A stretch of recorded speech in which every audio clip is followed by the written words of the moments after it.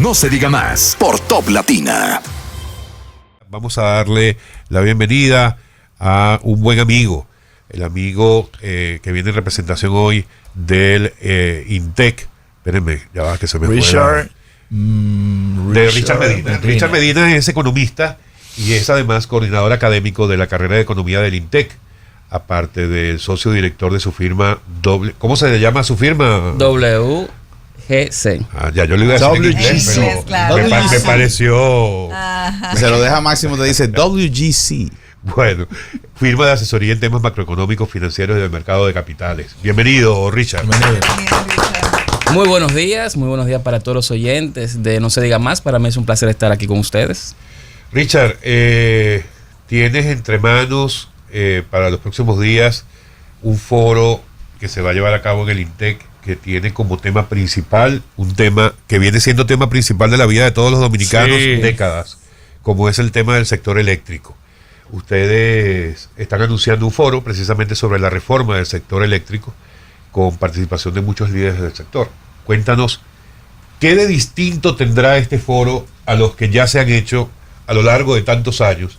Esa discusión que siempre ha sido precisamente un tema de discusión y que al final pareciera que estamos en el mismo lugar. Sí, el día 10 de octubre, que es el jueves de la semana que viene, INTEC estará desarrollando su segundo foro sobre reformas estructurales en República Dominicana. El primero fue sobre reforma fiscal, este viene sobre reforma del sector eléctrico. Diferenciación con otros foros que ahí estamos invitando a funcionarios actuales y pasados y también a líderes del sector privado que tienen mucha incidencia en la arquitectura de cuál debe ser la reforma del sector eléctrico.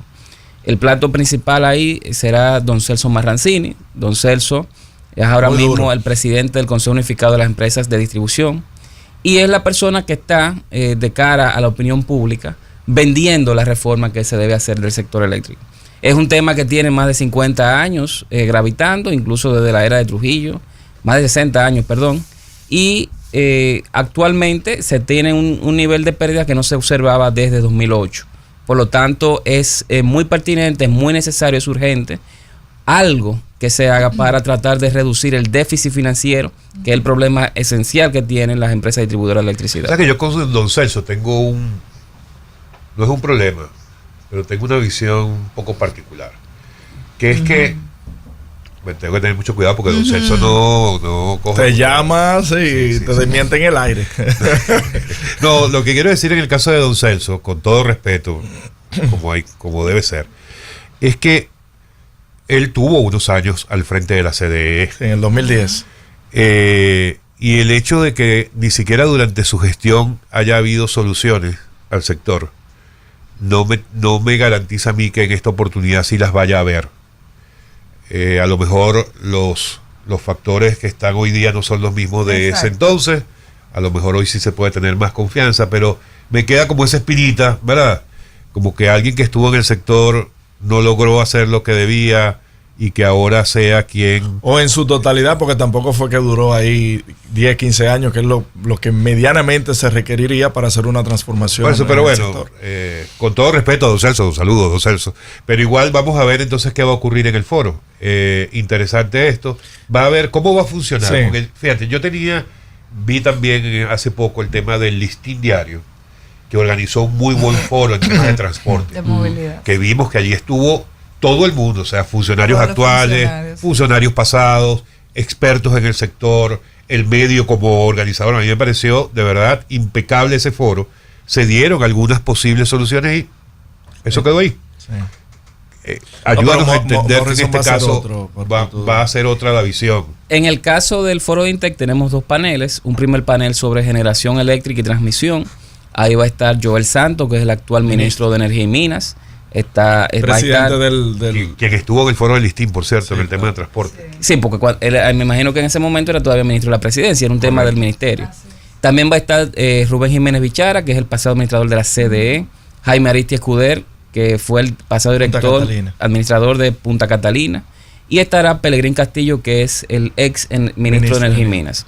En el foro de distribución va a estar don Celso Marrancini, como dije, presidente del CUET, y estarán Rolando Guzmán, que es un economista muy reputado nuestro, profesor de INTEC, y también pasado rector de la academia, y el señor Alberto Veloz, que es un antiguo viceministro de Energía y Minas. La idea con esto es un módulo similar a lo que teníamos con el foro fiscal. Todas las personas dieron su opinión, ahí van a haber opiniones encontradas, va a haber controversia.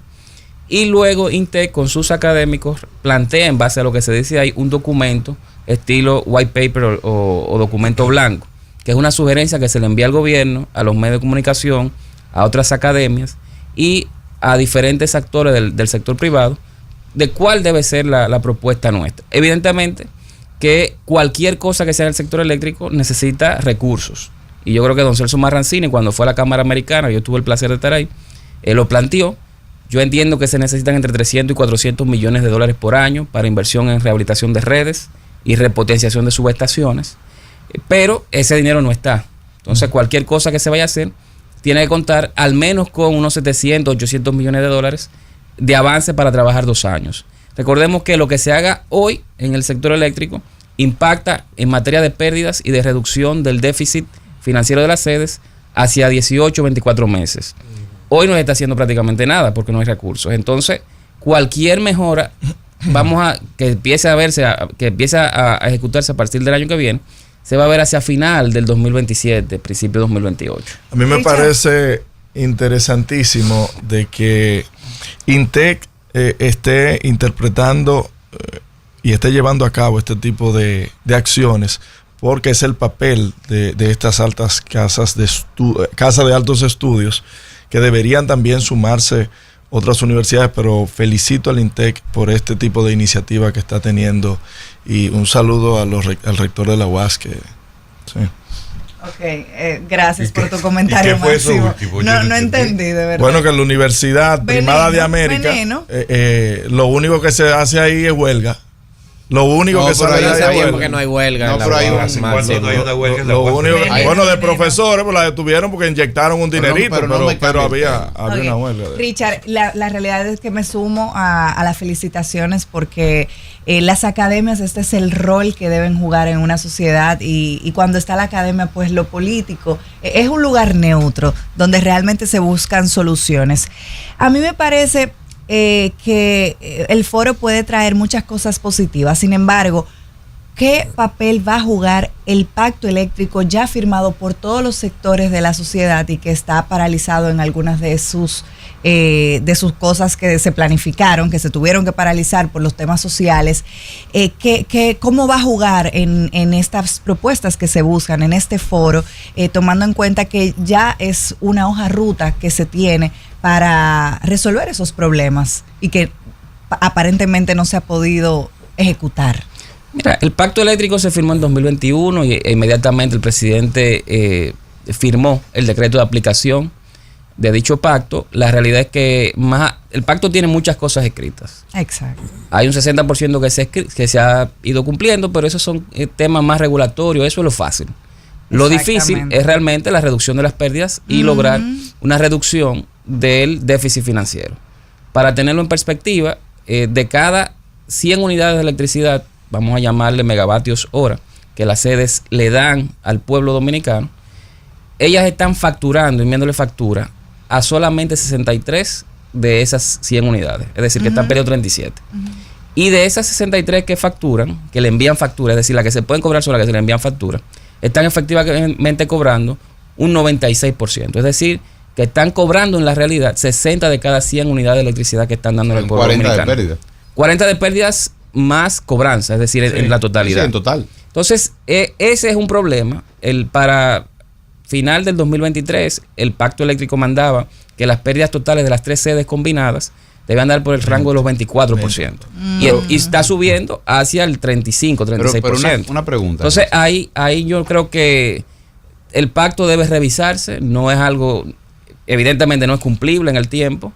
Y si tú no tienes los recursos para hacerlo, pues entonces va a ser más difícil lograrlo. ¿Se discutirá el pacto también? ¿Se tomará? Habrán preguntas vinculadas con el pacto, pero yo creo que hay consenso en todo el sector, tanto privado como público, como académico, que realmente el pacto ahora mismo es una letra muerta en la parte de lo que es pérdidas y reducción de déficit financiero. Una pregunta, Richard.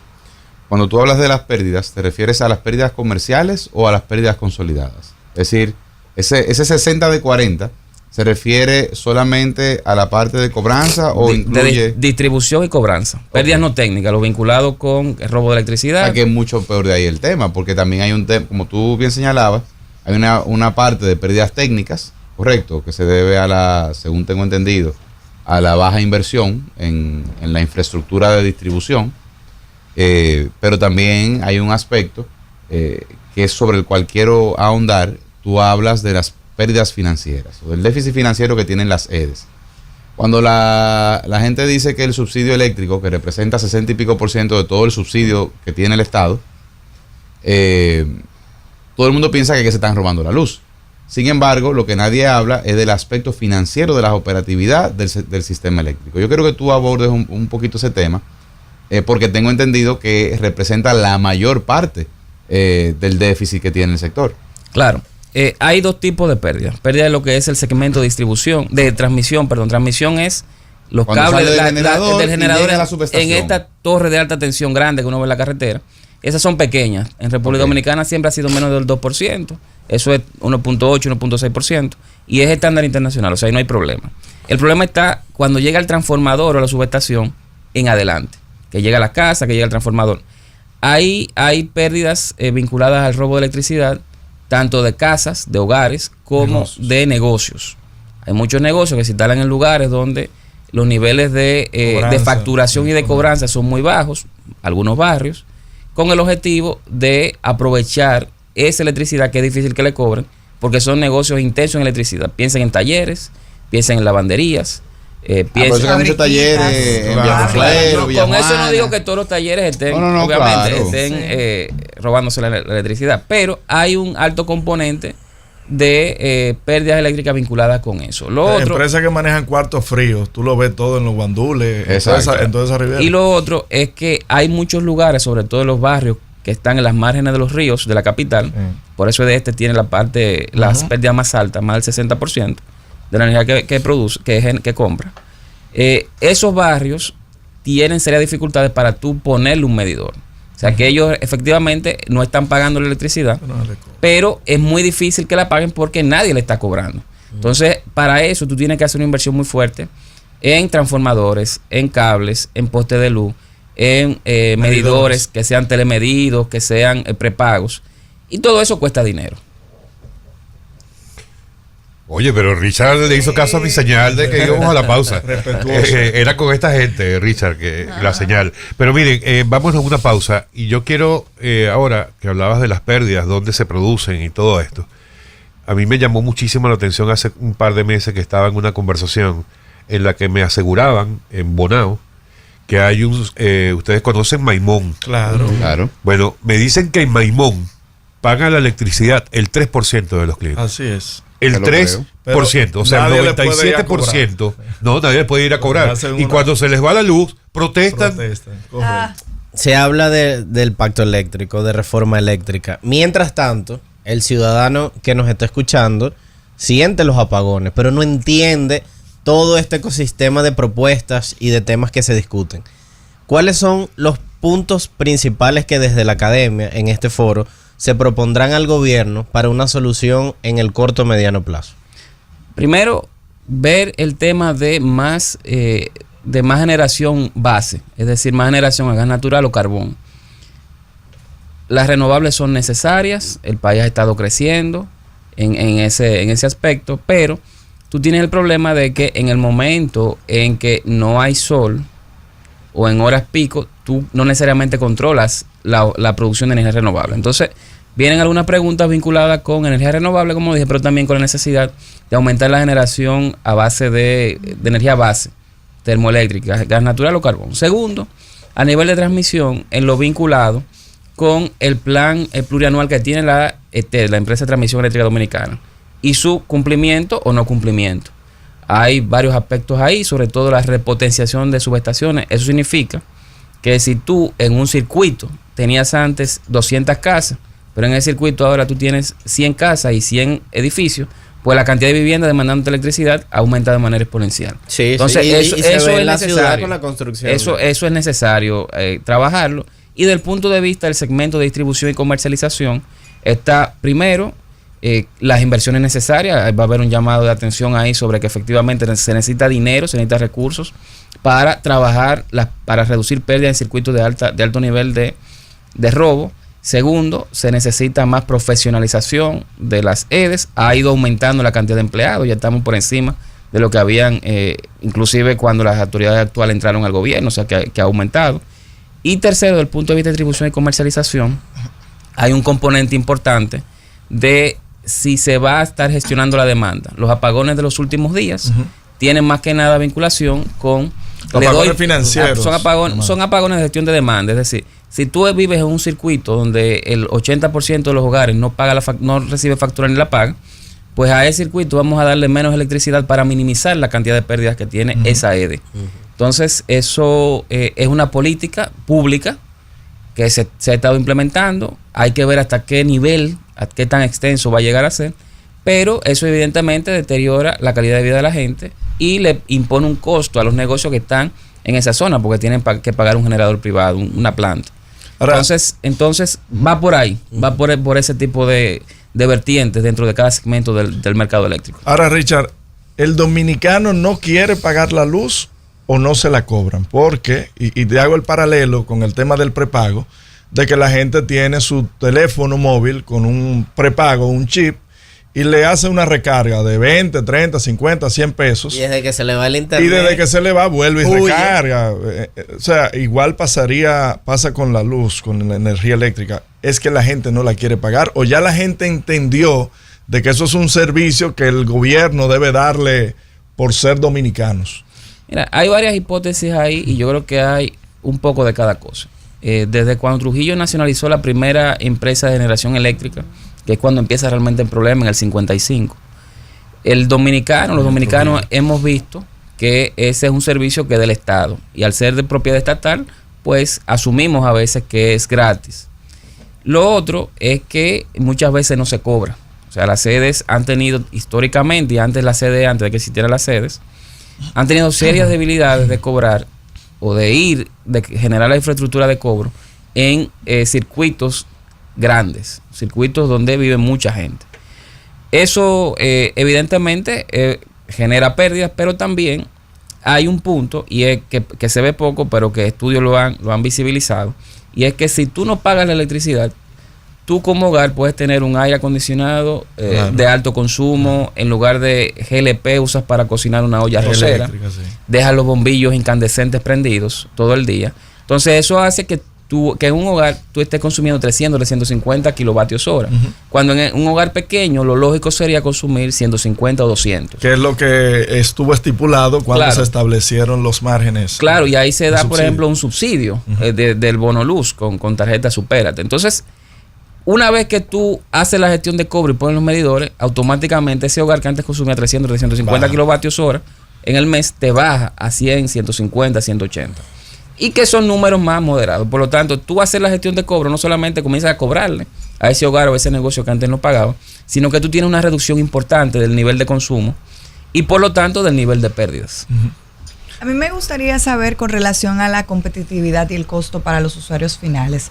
Los dominicanos siempre nos quejamos de que la luz nos llega cara, aquellos que la pagamos. Sin embargo, dentro del pacto eléctrico se estipulaba un aumento en la tarifa que iba a ser escalonada. Sin embargo, cuando se intentó hacer el aumento, pues la sociedad se prendió en candela, gritó. Y se tomó la decisión de paralizar eso para mantener la paz social que disfrutamos en el país. ¿Cómo lo ven ustedes? ¿Debe aumentarse la tarifa? ¿Debe cumplirse esa parte del pacto eléctrico? ¿O deben mantenerse los subsidios? Mira, entre 2021 y 2022, el gobierno autorizó los aumentos vía la Superintendencia de Electricidad de entre un 39 y un 15% de la factura. 39% para los hogares que son BTC1 y BTC2, que son los de menos consumo, y ya un 15% para los hogares de más consumo, aquellos que consumen 700 kilovatios hora por mes o más. Sucede que ese aumento venía por lo que se llama igualación de la tarifa técnica. Tarifa técnica es una tarifa que se calcula en base a lo que costaría comprar electricidad, la gestión de las sedes, más la infraestructura de distribución y transmisión eléctrica. Todavía hay una brecha, pero yo entiendo que hay que enfocarse primero, antes de aumentos adicionales, hay que enfocarse primero en la inversión para reducción de pérdidas. Porque un componente importante de cuál es la tarifa técnica, a la cual la tarifa implementada o aplicada debe igualarse, o sea, de cuánto debemos subir la tarifa que paga el usuario, va atado al nivel de pérdidas que tiene la sede. Es decir, mientras más altas son las pérdidas, más alto va a ser el aumento de factura. Entonces yo creo que hay que primero atacar las pérdidas y luego ver otros aumentos adicionales de tarifa. Pero es que yo veo que aquí la gente, el que vive en Santo Domingo se queja, pero de que llega a vivir a Bávaro, a Punta Cana, que le facturan en dólares, pagan. Entonces ahí viene la pregunta.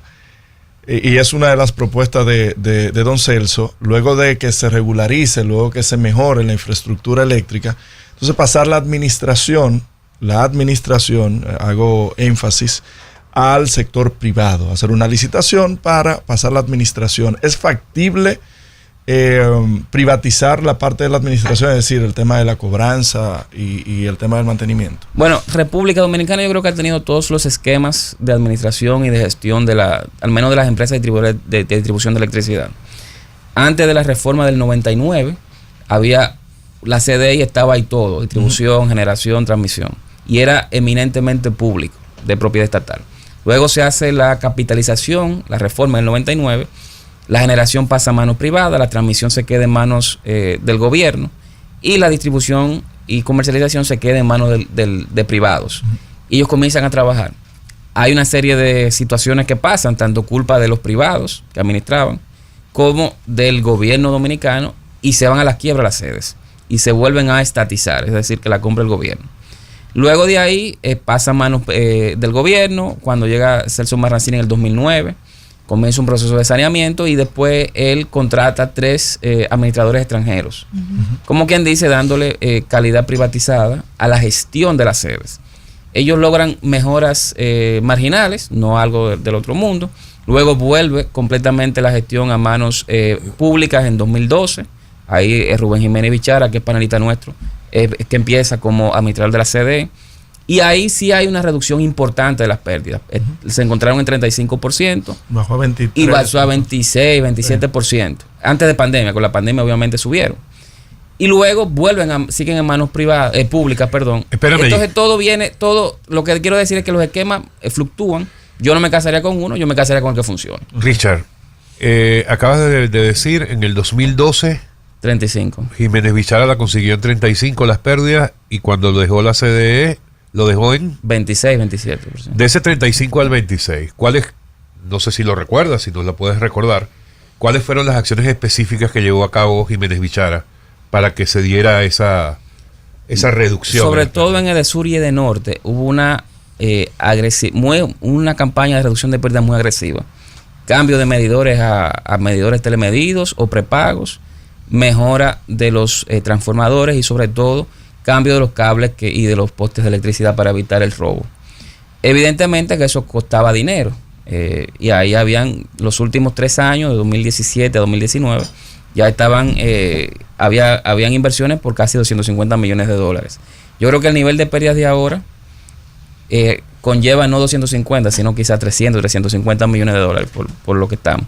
Pero evidentemente hubo una reducción de las pérdidas. Nosotros deberíamos como mínimo los próximos 3 años tratar de volver a ese nivel que había antes. O sea, que se pudiera decir que la clave ha sido un tema de inversión. O sea, cuando hubo inversión, mejoró el tema, se dejó de invertir, se vino abajo otra vez. Y también priorización de circuitos. Por ejemplo, Edesur tenía un programa bastante bueno, que era que ellos trabajan primero los circuitos de mayores pérdidas.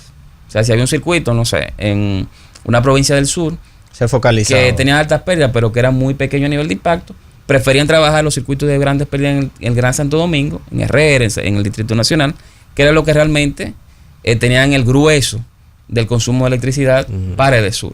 Entonces ahí vino ese trabajo de artesanía. Ahora, aprovechando esa comparación, no sé si tienes algunos datos, porque también para comparar qué tan bien o qué tan mal estamos, hay que ver cómo está el contexto global, o por lo menos algunos países de la región. ¿Tienes algunos datos de cómo está el sector eléctrico en otros países? la tarifa, en qué ranking está República Dominicana a nivel de tarifa eléctrica. A nivel de pérdidas, nosotros somos los más altos. Creo que solamente Haití tiene pérdida más alta que nosotros. Los países normalmente están abajo del 12%, y 12% se considera el rango alto. Wow. A nivel de tarifa no tengo el dato de cómo está actualmente. Entiendo que no debemos estar muy altos, o sea, no debemos estar por encima del promedio de América Latina, pero ahí estoy especulando. Y digo que no debemos estar por encima del promedio de América Latina porque durante un tiempo la tarifa eléctrica no se aumentó, duró 10 años fija. Y República Dominicana tiene un esquema de cambio de tarifa, de ajuste de tarifa basado en decisiones políticas del Poder Ejecutivo vía la Superintendencia de Electricidad. En otros países donde la electricidad es gestionada por el privado, el mismo sector privado es que va indexando o va pidiendo los ajustes de tarifa dependiendo de sus costos. Entonces aquí no es tan así. Hay otros países que tienen electricidad que proviene más de energía hidroeléctrica, Costa Rica, Brasil, Paraguay. Por lo tanto, ahí el costo va a ser mucho más bajo. Pero en países como nosotros, que tenemos generación eminentemente termoeléctrica, más de un 60%, más de un 70%, pues no debemos estar muy altos en cuanto a tarifa. Richard, el tema de que primero, ¿qué conclusiones salieron del primer foro de INTEC que trató acerca de la reforma fiscal? Se baten muchísimas teorías de qué pudiera ser, por dónde pudiera venir. Todavía no ha sido presentado un borrador concluyente de por dónde va a ir. Pero, ¿qué salió de este foro y qué pudiera ser lo mejor para la República Dominicana? Nosotros hicimos una relatoría de las conclusiones del foro. Está en el website, en la página web de INTEC, intec.edu.do, en la primera parte. Y hay varias conclusiones interesantes. Primero, ¿es necesaria la reforma? Concluimos que sí, que era necesaria. ¿Qué tipo de reforma es necesaria? Una que permita aumentar la capacidad de cobro de la recaudación del Estado. Lo que hemos visto es que siempre se hacen esfuerzos que van diluyendo. El primer año aumenta la recaudación, el segundo año aumenta, y luego se va diluyendo y quedamos en el 13-14% del PIB de recaudaciones que tenemos actualmente. Segundo, hay que evitar algo que está sucediendo, y es que se están tomando adelantos de impuestos de año en el futuro para tú cumplir las metas de recaudación. Yo creo que esa no es una buena práctica. El BID incluso hace mucho tiempo ha estado sugiriendo a los gobiernos que es una práctica que hay que parar. Se hizo con la Barrick, con los bancos y otras empresas. Aduana y la firma con Aerodón anticipada, que por cierto no hay papel en los baños. Ese es otro tema. Ese es otro tema porque eso es un canon. Se inyecta. Sí, pero perdón, Richard, a lo que Richard se refiere, por ejemplo, el adelanto que hicieron los bancos el año 25 mil millones. El adelanto que hacen los importadores a través de aduanas, los adelantos que hacen muchas empresas a través de la DGI, en los cuales se le invita a hacer un pago adelantado, ¿verdad? A cambio de ciertas consideraciones legales, porque no son ilegales las consideraciones, pero que evidentemente te genera un desajuste en tu proyección de ingresos fiscales, porque de continuar así, al gobierno que le toque en el 28 va a tener que durar 2 años, o hace lo mismo o va a durar 2 años seco. Bueno, ese es el principal problema con los adelantos. Otra de las conclusiones es que República Dominicana, a pesar de que no tiene un problema de deuda, es decir, que no tenemos un problema de impago de deuda, sí tenemos un problema en el tamaño de los intereses que estamos pagando. Para este año se tiene presupuestado alrededor de 3.5% del PIB en pagos de intereses de la deuda. Para referencia, ese es el segundo gasto individual más alto que tiene el país, detrás del 4% para educación. Entonces nosotros ahí explicamos que esa es una de las principales razones por la cual sea necesario un ajuste fiscal. Otra razón es porque la inversión, el gasto de capital, el gasto de infraestructura, el gasto de puentes, carreteras, ha ido cayendo.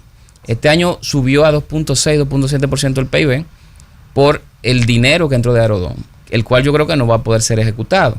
Entonces, al final vamos a ver un gasto que sacando Aerodón debe andar por 2.1, 2.2% del PIB, de lo más bajo de la región.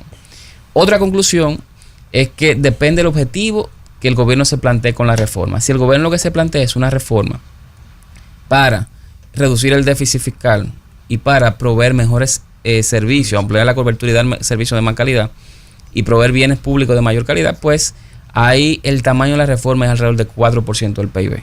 Sin embargo, si es algo más para tratar de equilibrar el déficit, lo que estamos viendo es una reforma de 2 puntos porcentuales del PIB. Y lo último es que dependiendo de las medidas que se tomen, yo estuve en la presentación del ministro de Hacienda en la Cámara Americana y me dio la impresión que venía con medidas tendentes a eliminar exenciones de bienes que no pagan ITEVIS. No lo dijo, pero fue la impresión que me dio. Si ese es el caso, pues nosotros planteábamos, y él lo mencionó en su ponencia, que debía el gobierno tratar de compensar vía la tarjeta Supérate o vía algún otro mecanismo aquellos hogares pobres, es decir, de los quintiles 1 y 2, el 40% de menos ingresos, por el monto que ellos van a tener que pagar en adición por aquellos bienes que van a pagar nuevos ITEVIS que antes no pagaban. Entonces es algo integral, dependiendo de qué tan integral y qué tan profundo se vaya el gobierno, puede dar buenos resultados. Y un último punto que se me olvidaba, que es muy importante, es tratar de evitar volver a calzar en el zoológico. Los contribuyentes que están actualmente, sobre todo clase media, ciertos sectores productivos como el comercio, tienen asfixia ya fiscal, asfixia tributaria. Es necesario irse a cazar en ese 40, 45, 50% de posibles empresas que son informales y que representarían un aumento de las recaudaciones bastante importante. Bueno, Richard, antes de despedirnos por hoy, recuerda los datos del foro que se va a llevar a cabo el próximo 10 de octubre. Dirigido. El 10 de octubre en el INTEC vamos a tener el segundo foro sobre reformas estructurales. Esta vez se titula Foro sobre la reforma del sector eléctrico. Es el jueves que viene a las 9 de la mañana. Va dirigido a todas las personas interesadas en ver propuestas y soluciones para el sector eléctrico.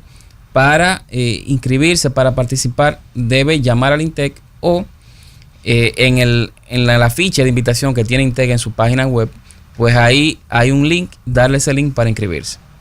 Muy bien, Richard, gracias por acompañarnos hoy. Amigos, ha sido el economista Richard Medina, coordinador académico de la carrera de Economía del INTEC, con nosotros a propósito de este próximo foro del 10 de octubre. Vamos a estar pendientes aquí de las discusiones y de la difusión de los resultados. No se diga más por Top Latina.